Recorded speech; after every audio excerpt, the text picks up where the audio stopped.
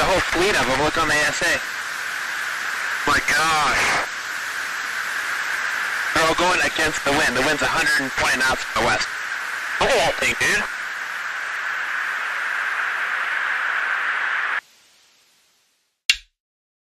Qu'on y croive ou non, on ne peut pas nier que l'existence des extraterrestres ne laisse personne indifférent. On a tous envie de savoir si on est seul au monde, si on a déjà réussi à contacter ces êtres, ou même s'ils sont déjà venus sur notre planète. Malheureusement, nous n'avons pas la réponse pour aucune de ces questions. Chaque année, il y a des dizaines de milliers de cas d'ovnis aperçus qui sont reportés. La majorité des cas sont bidons et très peu, voire pas du tout crédibles, avec aucune preuve à l'appui ou encore un montage réalisé en moins de 2 minutes. Mais ça n'a pas toujours été le cas. Retournons bien en arrière avec, selon plusieurs personnes, le cas qui prouverait l'existence de ces fameux extraterrestres. Comme vous l'avez bien vu dans le titre, aujourd'hui on va revisiter l'affaire Roswell.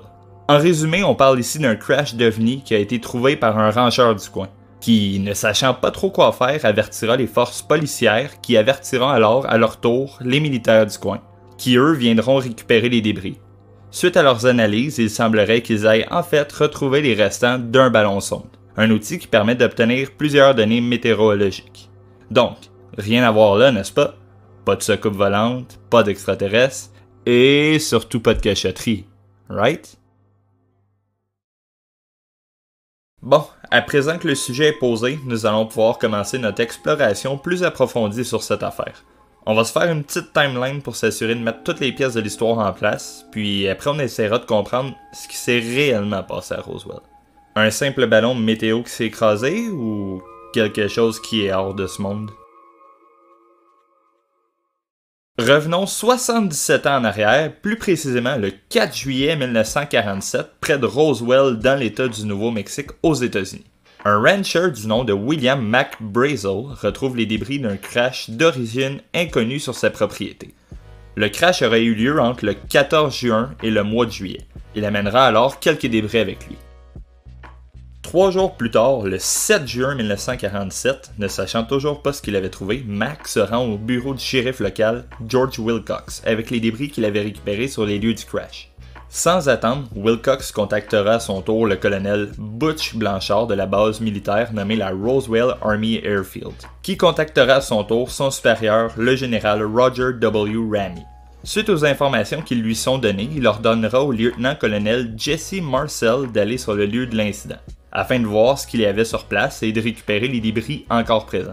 Retenez ce gars-là, il risque d'être important plus tard, croyez-moi. Une fois de retour, Marcel racontera ce qu'il a vu sur le site du crash au colonel Blanchard.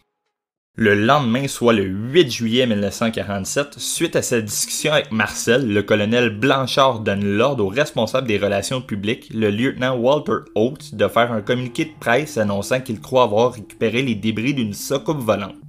Suite à une telle déclaration, vous pouvez imaginer que l'affaire n'est pas tombée sous le silence. Par exemple, le journal local, le Roswell Daily Records, met en première page le gros titre « La Roswell Army Airfield a récupéré un disque volant dans un ranch de Roswell ».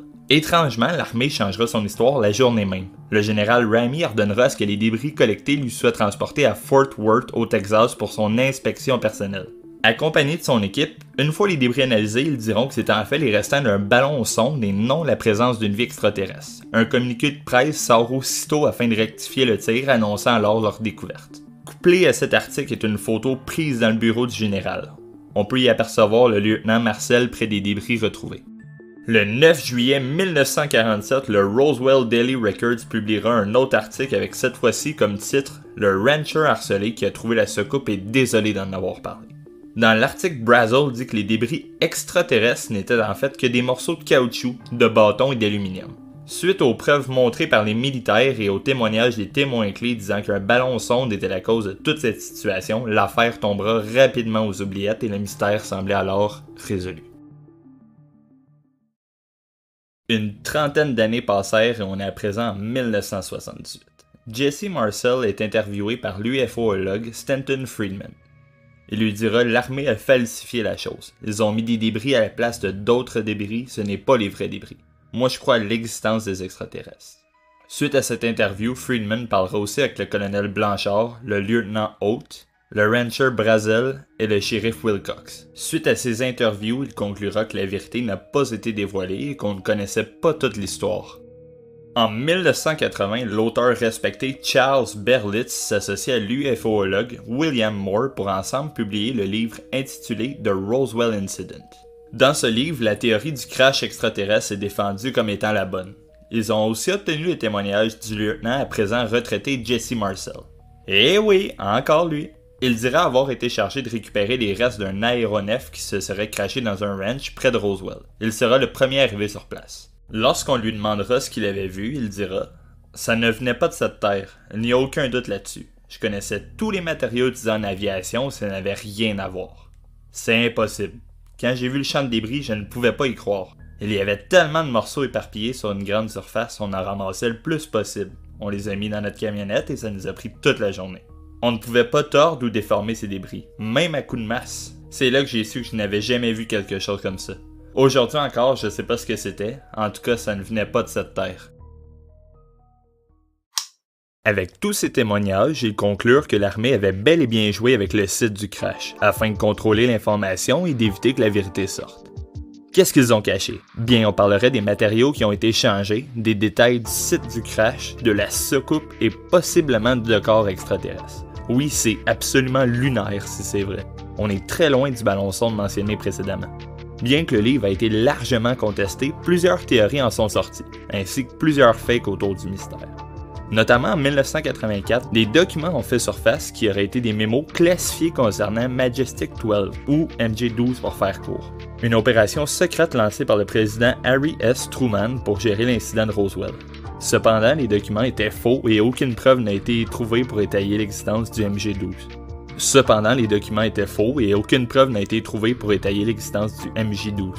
Cela a été suivi par un prétendu film montrant l'autopsie d'un extraterrestre en 1995. Celui-ci prétendait montrer la dissection d'un cadavre extraterrestre provenant de l'incident de Roswell. La vidéo qui dure 17 minutes a elle aussi été révélée comme étant fausse par son réalisateur.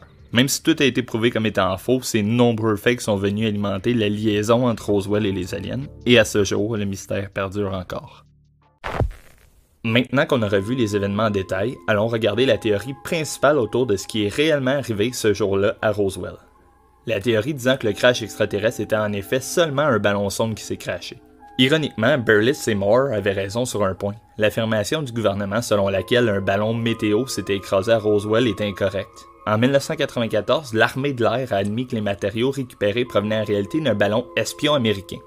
Faisant partie du projet Mogul, il s'agissait d'une tentative de surveillance des essais nucléaires prévus par l'Union soviétique. Ce qui viendrait confirmer que l'armée a bel et bien contrôlé l'information qui en est sortie, mais que ça ne serait pas d'origine extraterrestre et plutôt d'un programme top secret. Ce qui rajoute du poids à cette théorie, c'est que plusieurs tests de ballons ont été effectués en été 1947. C'est aussi confirmé que les tests ont eu lieu au Nouveau-Mexique, où, je le rappelle, se situe Roswell. Malgré tout ça, on n'aura jamais réellement la certitude de ce qui s'est passé à Roswell, un crash extraterrestre, un projet militaire top secret ou peut-être même quelque chose d'autre. Les preuves entre parenthèses et les documents semblent indiquer vers quelque chose d'humain, mais selon les témoignages des gens directement impliqués, semblerait plutôt que ça ne viendrait pas d'ici et que l'armée a tout fait en son pouvoir pour être sûr que la vérité ne sorte pas au grand jour. À ce jour, le mystère perdure et on espère toujours qu'on finira par avoir une réponse claire, nette et précise. Avons-nous été visités? Sont-ils encore ici? Que s'est-il passé avec les débris, les corps, si c'est le cas? Et vous, qu'est-ce que vous en pensez? Et voilà, c'était l'affaire Roswell. Merci beaucoup d'avoir regardé. J'espère que vous allez avoir apprécié. N'hésitez pas à vous abonner et à liker. Je vise 50 abonnés d'ici la fin de l'année et honnêtement, on est très bien parti. Sur ce, à bientôt. Ciao.